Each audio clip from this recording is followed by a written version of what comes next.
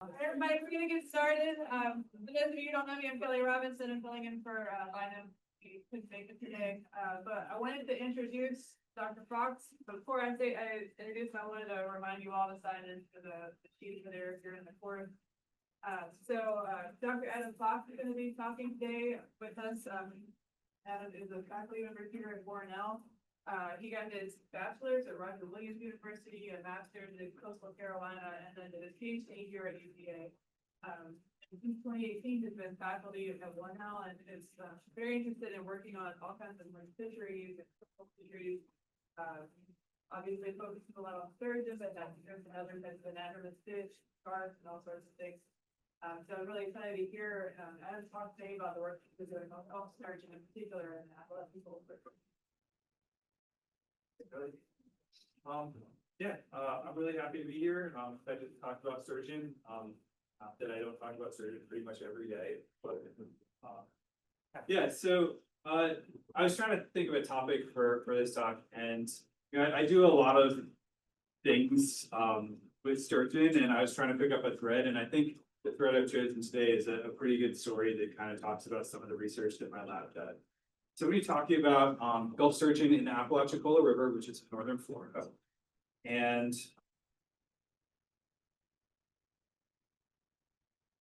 so I'm going to go over some background about sturgeon. I'm going to talk about recruitment and then survival and then spawning. And I'm going to kind of wrap up talking about a hurricane that affected this population.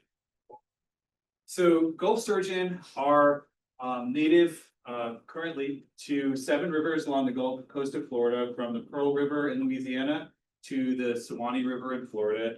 Historically, their range was actually a little bit bigger. They were found from really almost Texas to Tampa Bay.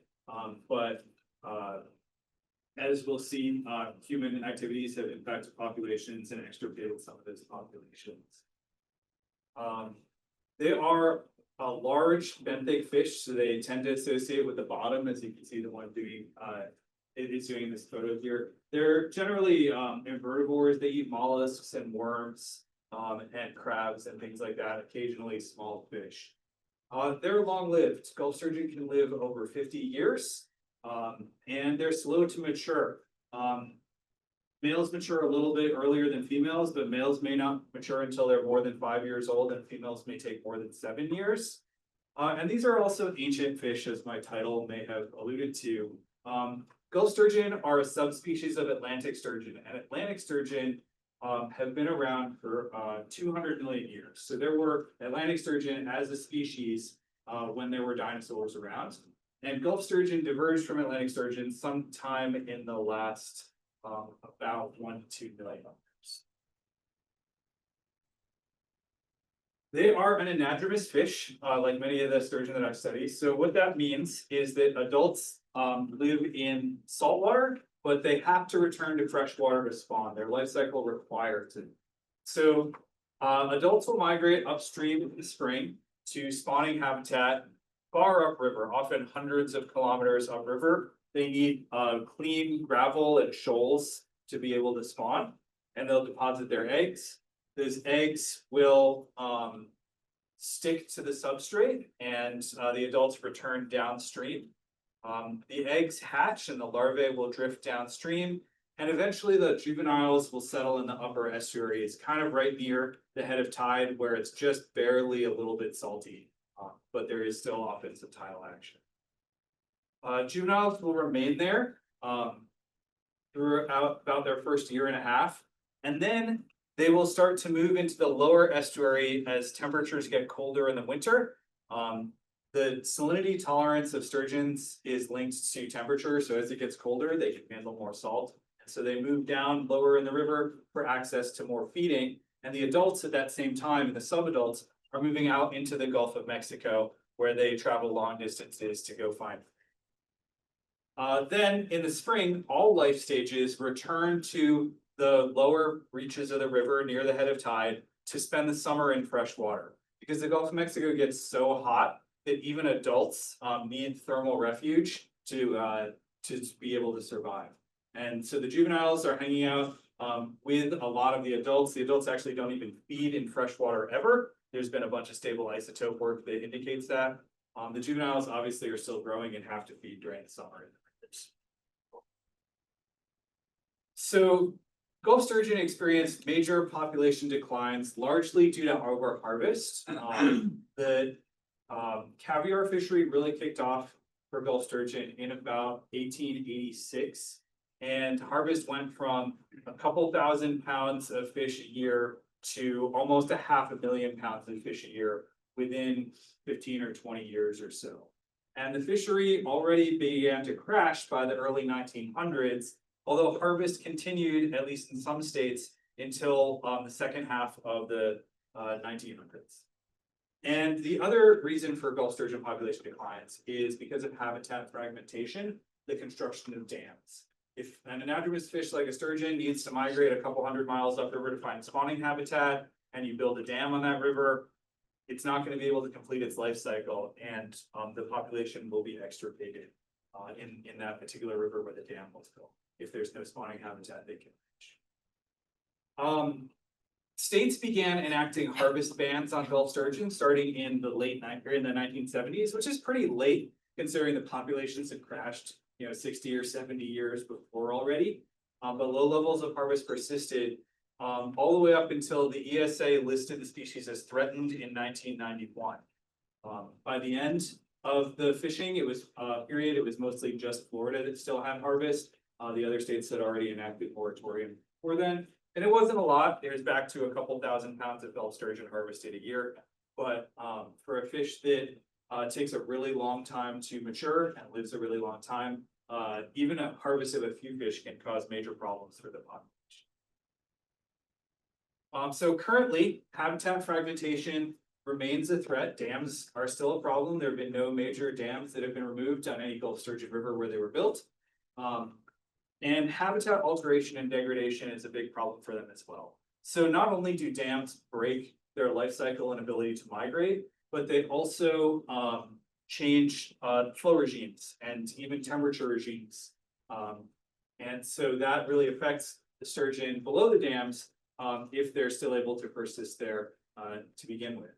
Also, sturgeon require green nursery habitat and resting areas for the adults in the lower rivers. And those are the same places that people like to build ports and other development. And so a lot of their lower riverine habitat has also been degraded. Although there's no more commercial fishery or harvest of Gulf sturgeon, they are still sometimes caught as bycatch in other fisheries, especially fisheries that use nets. They used to be caught regularly in the Gulf shrimp industry, but the turtle excluders that are required to save sea turtles also save a lot of sturgeon. But bycatch is still a problem. And so is ship strike actually in large ports for sturgeon.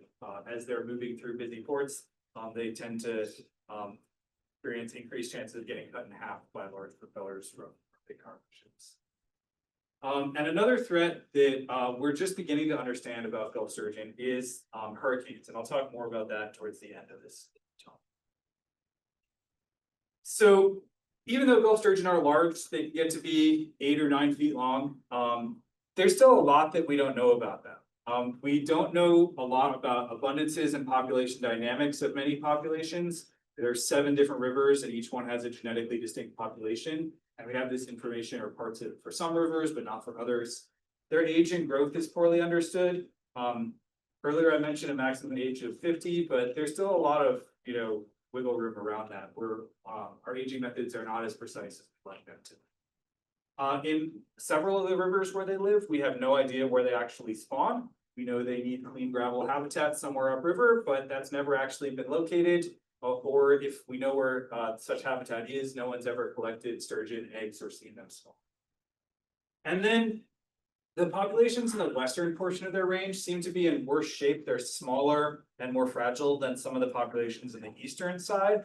And we really don't know why, or at least going into this study, we didn't really know why. The Apalachicola River is in the Florida Panhandle, and it's long been considered the second largest of the Gulf sturgeon populations that remain. It's not that large though. An assessment in the mid 2000s said there were about 1,000 adults remaining. So that's still not very many fish. But the Apalachicola is the final drainage of the ACF basin. It's formed at the confluence of the Flint River and the Chattahoochee River. In 1953, they built Jim Woodruff Lock and Dam at the confluence and created Lake Seminole. And so sturgeon in this river system used to have access to swim all the way up to Albany and far up on the Chattahoochee. And now they are stopped right here at the Florida-Georgia border. So in this river, there are only 171 kilometers of accessible river. Historically, they had over 300 kilometers, probably 400 kilometers up the Chattahoochee. So only about 22% of their historic habitat is still accessible to them. And there's only one remaining spawning area. There's a couple specific sites, but it's just one area right below the dam on Lake Sept.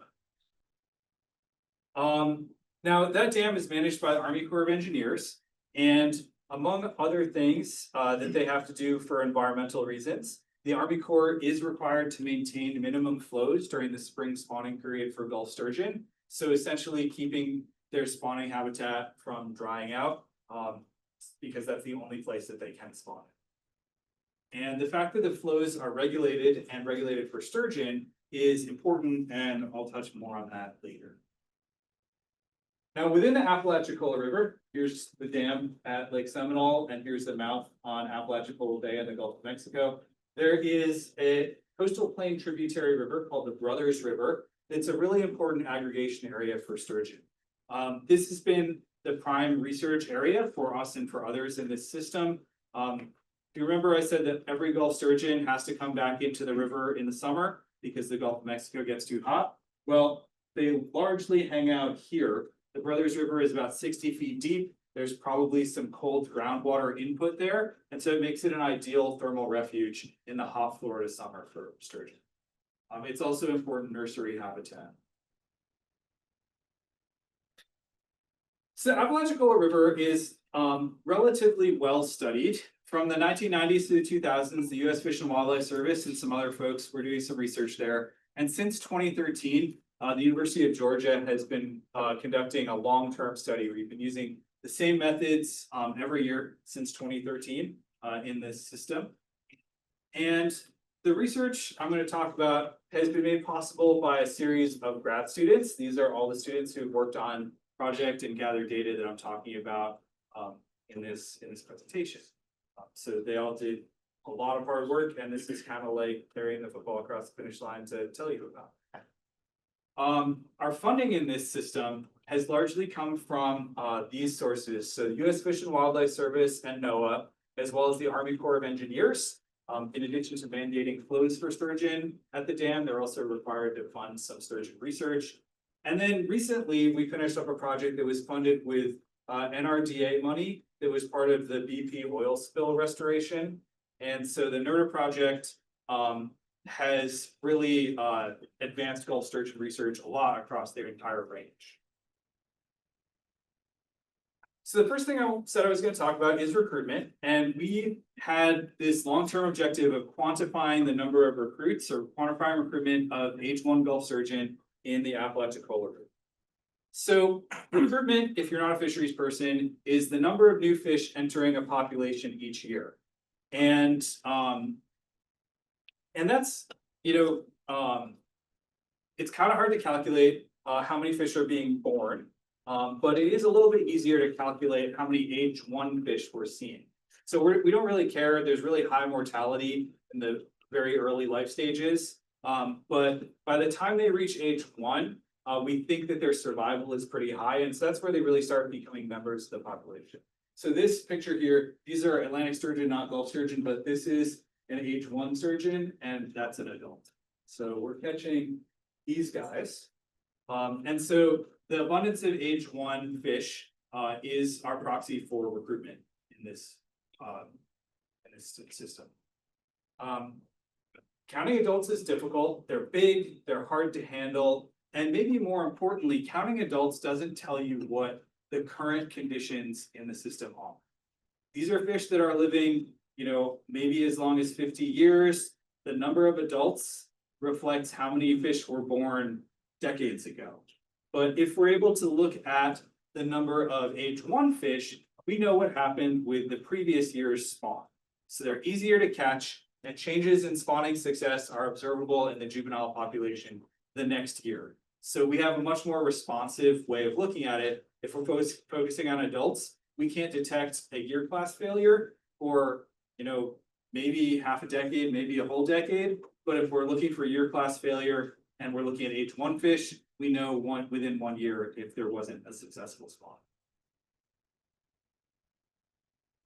So we use anchored gill nets to catch fish in this river, and we tag them and run a mark recapture study every summer. Since 2013, we've been doing this. Same methods, same areas. The areas we focus on are largely within the Brothers River, which is that primary aggregation area and primary nursery area for Apalachicola River Gulf sturgeon.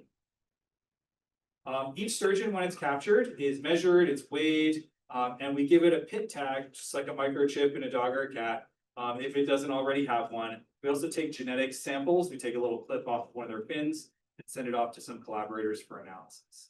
And so with that pit tag, if we or any other Gulf sturgeon researcher ever catches it again, be able to scan it and identify it and determine when it was first caught and how big it was on previous captures. We typically assign age based on length, although there's currently a big project by some of our collaborators to age more specifically. But if you plot the sturgeon catch frequency within a year, so we've got fork length, which is the measurement from the tip of the snout to the fork of the tail on the x-axis, and the number caught on the y-axis, we tend to see these modes fall out. And these correspond to different age classes of fish. So the age 1 fish are the first mode. Their average length is somewhere in here. And then the next one are age 2. And then by age 3, the different growth rates start from individuals start to make it difficult to tell 3-year-old fish from 4-year-old fish from 5-year-old fish. So we have confirmed the ages from here by looking at pectoral fin rays. So basically we take a small section out of the pectoral fin bones of the fish, and we section it and look at it under a microscope, and you see something that looks like this.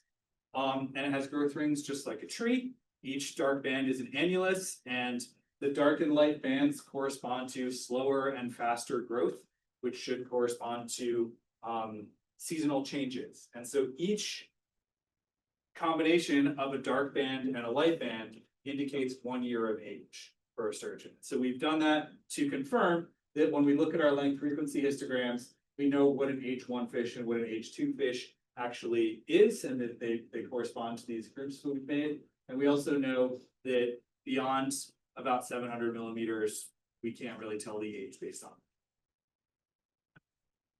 So we assign age based on length. We have our age 1 fish cutoffs, and then we use these Huggins closed capture models to estimate abundance. Now, we use closed capture models because the population is closed. There's only one known nursery habitat for Gulf sturgeon in Apalachicola. It's just the Brothers River. We've done work outside of it to try and find other areas where they aggregate. We haven't. And we know that they can't leave during the summer because it's too hot. They can't tolerate salt water, so they can't leave the system. So over the summer sampling period, the population's closed. It makes our math a little bit easier. And so throughout a bunch of student projects and a few publications here, we've got a time series of recruitment estimates.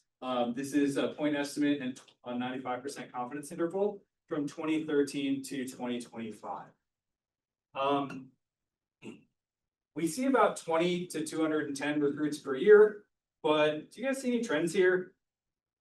Not really, right? This is a 12-year data series, and it's an endangered species. What we hope is that it kind of goes up.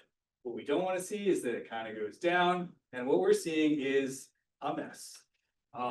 There's no real consistent trends that we've been able to see. There's a period here where it seemed like it was going up, and then we saw a downturn, but it's really just bounced around. And even if we're seeing things like, 4 years, 5 years, where it seems like it might be going up, we have to look at the scale here. We're seeing, this is 100 fish, this is 160 fish. Like, this is still not really good recruitment into a population where an adult female can produce 1.4 million eggs. So recruitment is low, and we don't see any trends. And our recruitment methods that we've been using that I just talked about were applied coast-wide as part of that NERDA-funded project. So folks in Louisiana and Mississippi and Alabama and Florida were using the same juvenile methods that we've been using since 2013 for a 4-year period starting in 2019 to look at recruitment in every population and try and get similar estimates for comparison. And that project has just wrapped up.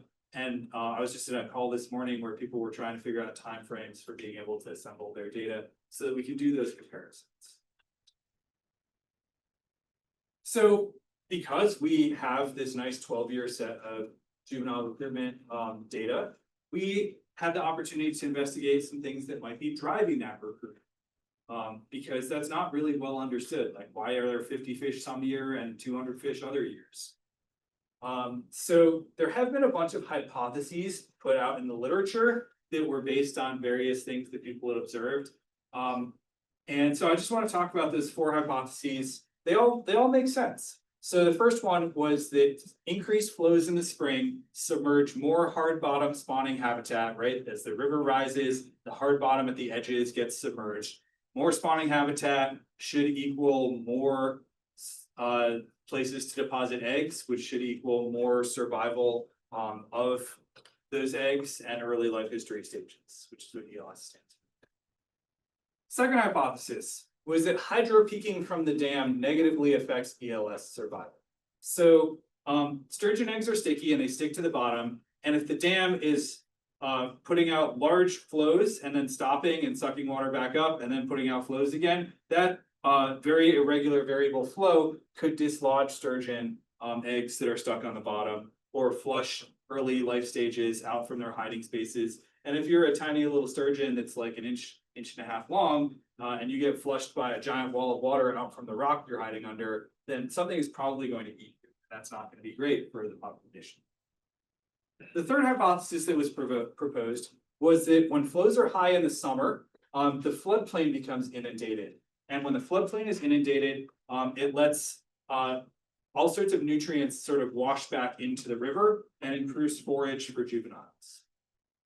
And the fourth hypothesis was that increased flows in the winter decrease estuarine salinity. So remember, in the winter, the juveniles get a little more salt tolerance. They move downriver. If there's a lot more fresh water coming down, they can move further out into the bay and forage on more clams and marine worms and the things they want to eat. So these had all been proposed. Nobody had ever been able to test them, but with our data set, we had the ability to actually look at these 4 proposed hypotheses and see if they did explain any of the stuff that we saw in terms of variation of recruitment. And we were particularly committed to the winter flow hypothesis. That seemed to hold true in the Sewanee River based on some data that they had. And it makes a lot of sense that increased feeding would allow for increased juvenile survival and growth. That's not what we found though. So my student Mark Derricole did this work, and he found there was only one significant relationship between one of those variables and recruitment. And that was the summer flow hypothesis. So flooding in the summer had a significant relationship to the number of recruits that we saw over the period that we analyzed. And so that's pretty cool. Wasn't what we thought it was going to be. But the idea here is that juvenile Gulf sturgeon are feeding on macroinvertebrates in freshwater, bugs and clams and worms and things like that. And when the floodplain is inundated, that means increased foraging habitat for the macroinvertebrates. They can move up into the flooded forest. They can eat leaf litter and terrestrial bugs and all sorts of things like that. The sturgeon have never been detected using the floodplain, but their food does. And so in addition to their food being able to feed better outside of the riverbanks, when the floods subside, all those nutrients are washed back into the river, and there's probably a lingering effect where the macroinvertebrates still have extra food for a while after a big flood. And so more food means better survival of young sturgeon, which means better recruitment to H1 and better prospects for population increases in the future. Now, the Apalachicola River is highly regulated by the dam. There are a lot of uses for water from the ACF basin. Hydropower is important, both at the Jim Woodruff Lockett Dam and the bunch of other dams that are further upstream. Water is needed for irrigation of important agricultural crops upriver. There was a 20-year battle over water rights from the Apalachicola River. Lake Seminole is an important recreation area, and so maintaining the lake level for fishermen and others is important. And flood control is also important. Like dams stop the river from flooding areas where people want to live. But as I mentioned earlier, the Army Corps is required to maintain minimum flows for the spring sturgeon spawn. And if they are able to do something like allow extra water to flow out in the fall or in the summer, we could actually test our summer flow hypothesis and see if that results in bigger year classes. And that's something we're trying to get them to do. They've acknowledged the possibility of it and that it's probably important, but yeah, it's a bureaucracy. Okay, so while we were catching all these juveniles and looking at recruitment, we also wanted to look at survival of them. And so we had been doing acoustic tagging every year to make sure that our population was truly closed for our closed capture calls. And so between 2014 and 2023, we tagged 131 H1 fish with acoustic transmitters. Each transmitter lasted for just 1 or 2 years. They're pretty small fish, so you can't have a huge battery in there. But we had a bunch of these data.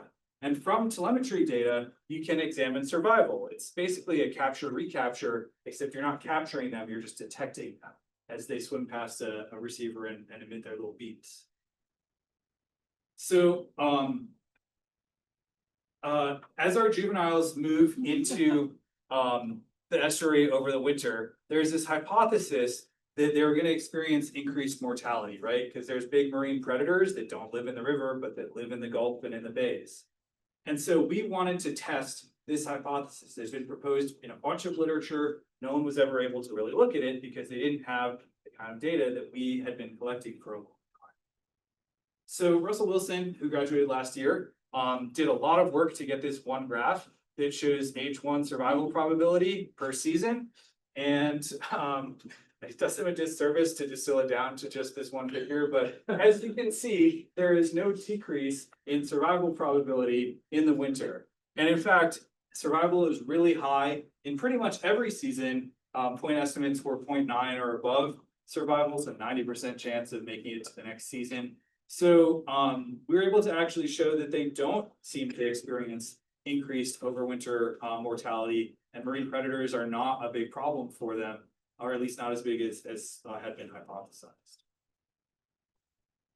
So survival was high and similar across all seasons. Now, while we were doing all this work, there's something else that we noticed that was going on. We had some weird stuff happening with juvenile size distributions. So here's that length frequency histogram I showed you earlier with fork length and the number caught. And in a lot of years, it looked like this. We had our H1s and we had our H2s. But in some years, it looked like this. And we had a few fish that were smaller than H1. And we were like, okay, maybe we're just catching young of year. They're less than 1 year old, but we're still getting them. But when we did some aging, we found that they were also H1s. That's weird because the size difference is really clear. Like this is that smaller group, a little bigger than hand size. This is that larger group. It's got several inches on it. That's a fish this size can't grow to a fish that size within a summer, within a season. So we were like, what the heck is going on?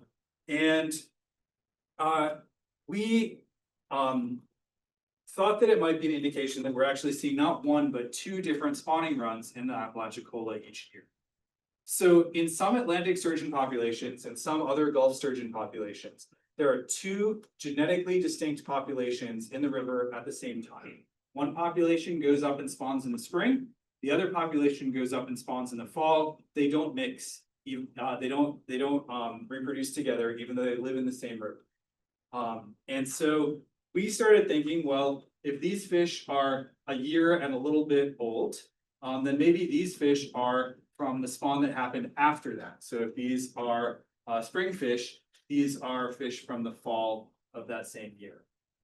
And with some help from some collaborators, Brian Kreiser, specifically at the Southern Mississippi University, we gave them a bunch of samples. They ran the genetics. They confirmed there's two distinct genotypes. So this is a structure plot from a paper that we collaboratively just published earlier this year. Each little bar here represents a single individual fish, and these are the years that they were caught as age 1 fish. Blue is spring genetics, and pink is fall genetics. So each fish assigned with a varying probability to be either fall or spring. And there were not very many fish that had a sort of 50-50 mixture where it seemed like it could have been possible that they were a hybrid. So we confirmed there were two different genotypes. We actually had captured some fish that were appeared to be spawning in the fall, and they matched up to the fall genetics. And so we were able to prove that there was in fact dual spawning going on. And so that led to the work that Sarah Weaver, one of my current master's students, is doing on describing that fall spawn. So this is a fall spawning fish that my previous student Mark caught on the spawning grounds in the fall. It's the first fall spawning fish that we were sure that we caught, and we knew that's what it was.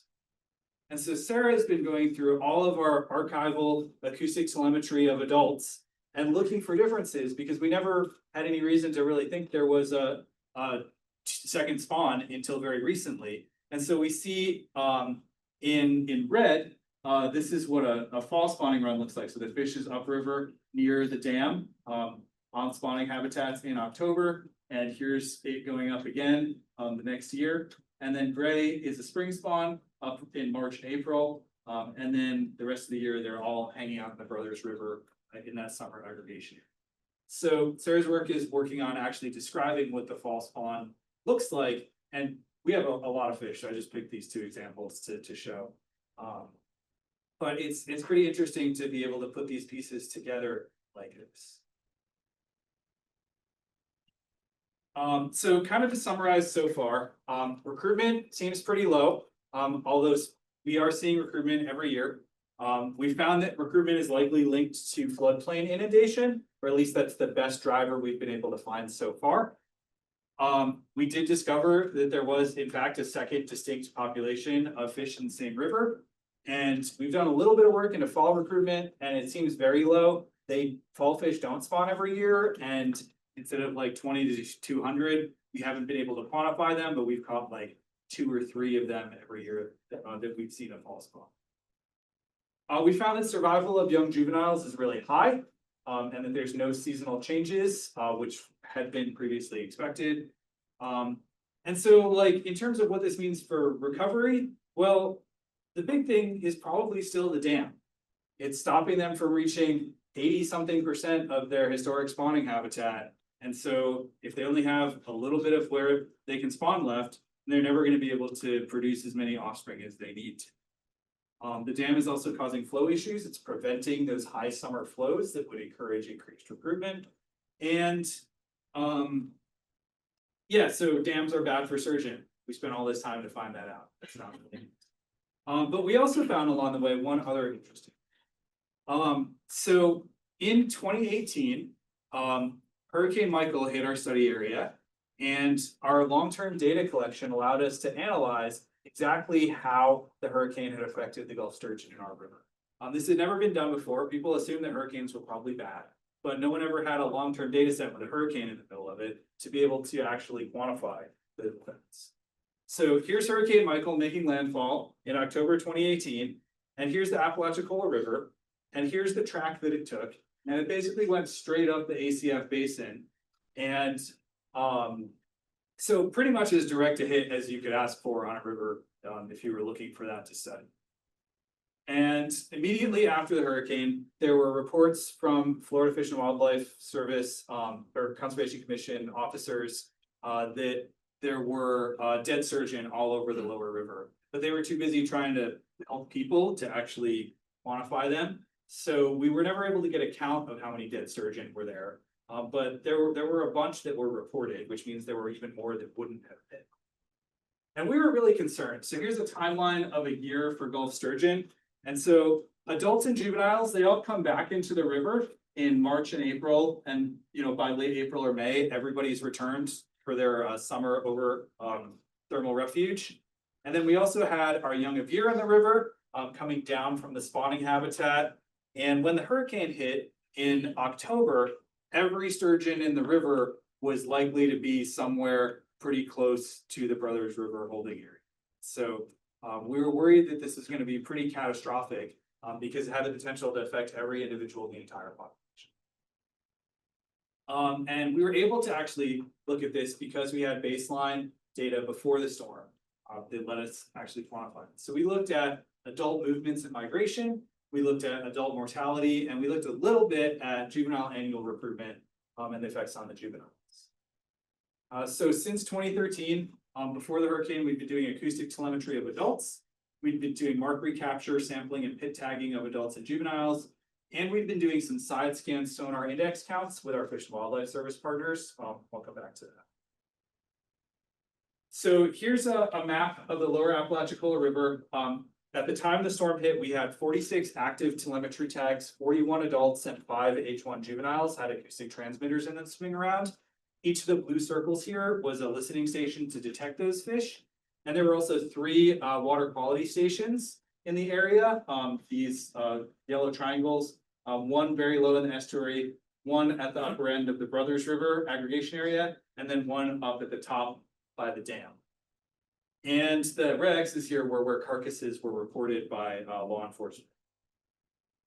So looking at those water quality gauges, we saw major increases in discharge and decreases in dissolved oxygen throughout the river. So this is discharge, this is hurricane landfall. You can see the discharge goes up after the hurricane.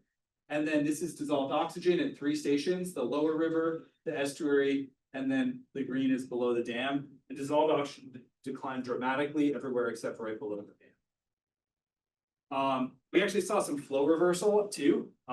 As storm surge pushed upriver, it made the river flow wrong way. So negative discharge.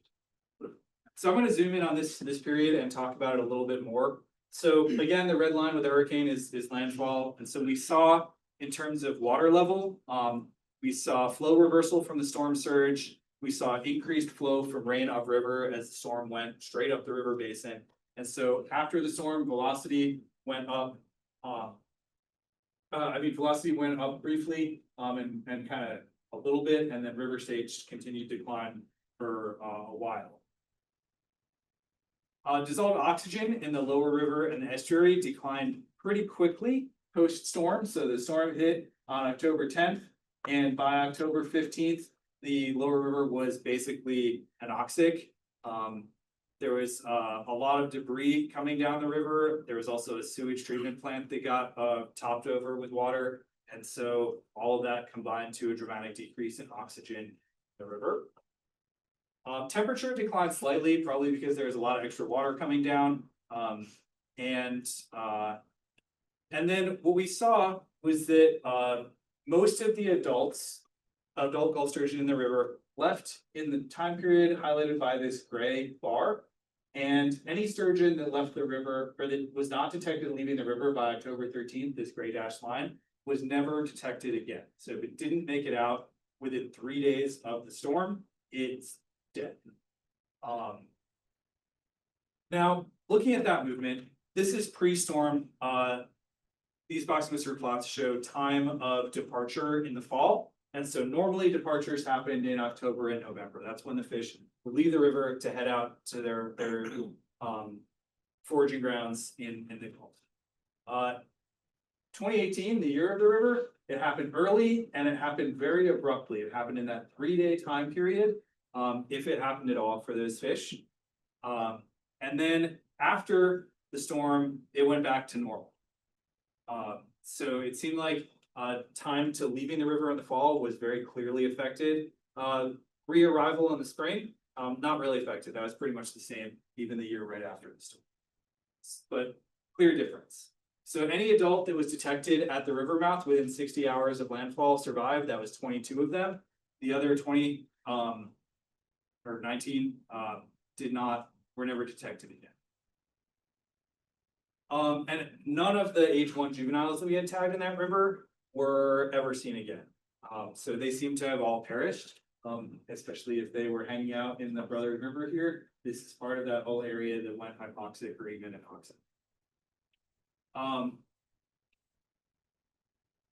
Now, there are three quantitative metrics that we use to estimate adult mortality. We had our mark recapture data, we had side scan sonar, and we had acoustic telemetry.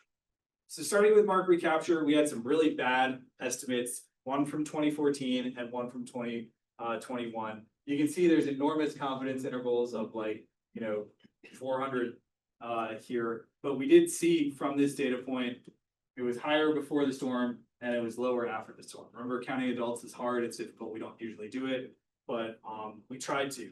So this doesn't confirm anything, right? These are terrible confidence intervals. I would not want to put any money on a population decline.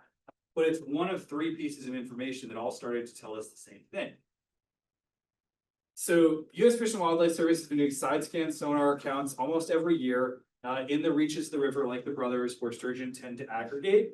And they do this, basically side scan sonar uses acoustic imagery. So this is a picture, I know the lighting's terrible, but each of these dots highlights a sturgeon. You can tell it's a sturgeon because of its shape, because of its orientation. Sometimes you can even see their tail shape in the side scan sonar imagery. So you can count them and then you can confirm that they're there because we have those acoustically detected sturgeon swimming around. And if you're doing a side scan sonar survey and you have a hydrophone listening for a fish, if you hear a fish, you can confirm that you see it on the sonar. So side scan sonar counts, we're kind of hanging around about 700 fish for a couple years. There was a decrease, but then we saw this dramatic decrease between 2018 before the storm and 2019 after the storm. There is a little bit of a bounce back in 2021 because we discovered that they shifted some holding areas. So they moved to different spaces where they hadn't been counted. But even if we just look at 2018 to 2021, that's a very dramatic decline. Again, as a single point, I wouldn't want to put a lot of money on it indicating that there's population decline. But we also had some really rough mortality estimates from our acoustic telemetry. So if we look at how many fish we had tagged in 1 year and how many of those came back the next year because they have to come back, that gives us a very conservative estimate of mortality.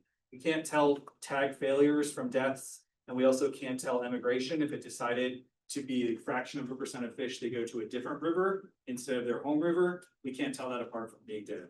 But so as an example, in 2016, we had 18 adults that were swimming around and then left in the fall of 2016. And then 16 of them came back in 2017 in the spring. So 2 apparent mortality rate of 11%. In the non-hurricane years, we had 11%, we had 8%, and post-storm we had 3%. We had 46% apparent mortality in 2018, between 2018 and 2019. So now we have 3 different data points that are all telling us that there's a big change in abundance or in mortality. And so if we sort of summarize all of those different methods from mark recapture estimates, when we compare 2014 to 2021, we saw a 54% decrease in adult abundance. From the sonar counts, we saw a 36% decrease. When we looked at the telemetry of all fish, we saw a 46% decrease in adult abundance. And actually, when we looked at just the fish that were tagged in 2018 before the storm, 75% of them were never seen again. So dramatic population declines indicated by 3 different metrics all suggest that hurricanes are a big risk to sturgeon populations. Now, I mentioned at the very beginning that Western populations are doing much poorer than Eastern populations. And if we plot historic hurricanes here, blue is category 1 to 3 landfalls, red is 3 to 5. There's a lot more red around here on the western part of the population. And so repeated hits from large hurricanes may be the explanation for why these western populations are doing much poorer than the Apalachicola River, where there's only really 2 hurricane hits, and the Suwannee River, where there's none that really directly affected the river. There's a few further south. So those were our good rivers and those were our bad rivers, and you can see how that aligns with the red density of major storms. So our long-term monitoring has been key to assessing these population trends or lack of trends, because that's also an important data point. They've helped us understand the drivers of recruitment. They've helped us look into mortality and survival, and looking at major threats like hurricanes and how they can affect these fish. And our work is also ongoing and branching out to investigate potential recovery actions, because that's the next thing that's going to be funded by the NRDA oil spill money, is recovery actions to actually do something to help the Gulf Stream. So fish passage or dam removal is probably the best thing that could happen to Gulf sturgeon in Apalachicola. The dam is unlikely to be removed, but there are tentative talks about some big fish passage in the future, which would potentially be really helpful for them. The biggest thing is managing flow. We now know that summer flows are really important, and so if we can convince the Corps of Engineers to let more water out in the summer, that will benefit Gulf sturgeon. We can also ensure minimum flows for the fall spawn. They have that for the spring spawn, but not for the fall, so that should help improve fall recruitment and spawning success.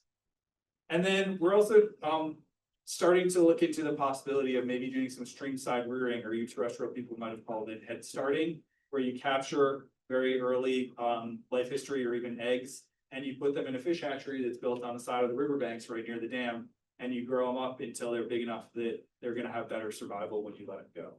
And there's a lot of steps we would need to take before doing any of these, especially streamside rearing, but these are all concrete things that would actually help the population, according to the research that we've done. So with that, I'd like to thank everybody who supported this project, grad students, funding sources, research partners, and happy to take any questions.